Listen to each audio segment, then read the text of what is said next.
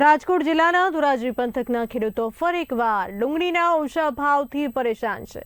અતિવૃષ્ટિનું અને માવઠાના કારણે ભારે ખર્ચ કરીને પાક બચાવ્યો, પરંતુ બજારમાં યોગ્ય ભાવ ન મળતા ખેડૂતો આર્થિક નુકસાન અને નારાજગીનો સામનો કરી રહ્યા છે।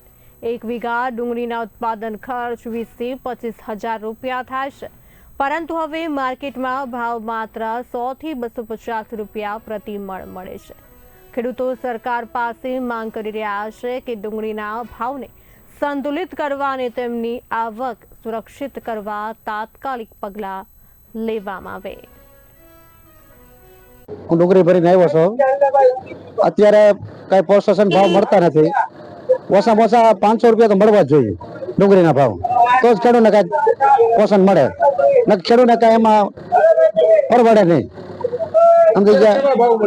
અટાણે 200, 150 બસ પછી છેલ્લા 200-250 બેસે છે, પણ 500 થી 500 તો મળવા જ જોઈએ, તો સાહેબ પૈસા મળે કઈ ખેડૂતને એમ મજૂરી ને મજૂરી થાય। કારણ ખર્ચો એવડો 15-17,000 નો ખર્ચો આવે, તમે બધું કાયદેસર નો ખાતર બાતર નાખો ને 15,000 નો ખર્ચો આવે છે। ભાવ ઘટવાનું કારણ હવે આમાં બધું કેમ આમાં સાહેબ, આ તો માથેથી બધું છે, એ તો આપણને ખબર ન હોય ખેડૂતને કઈ એમ। ખેડૂતો કેવા નારાજ છે?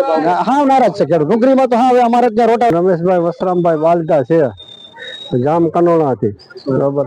હું ડુંગળી વેચવા ધોરાજી યાર્ડમાં આવ્યો છું, પણ એ યાર્ડમાં ડુંગળી વેચવા આવી છે, અમને 200 રૂપિયા 250 રૂપિયામાં તો પડતર પડે છે, અને 50-60 રૂપિયામાં વેચાય છે ડુંગળી આ, તો અમને આમાં કોઈ હિસાબે કરિયાના ભાવે અમારે કોઈ હિસાબે પોસાતું નથી। ભાડું લે છે એટલું યાર્ડમાંથી, આ મજૂરી વેણાટના પૈસા થાય છે, તો આમાં કોઈ હિસાબે પોસાય એમ નથી વેચવું।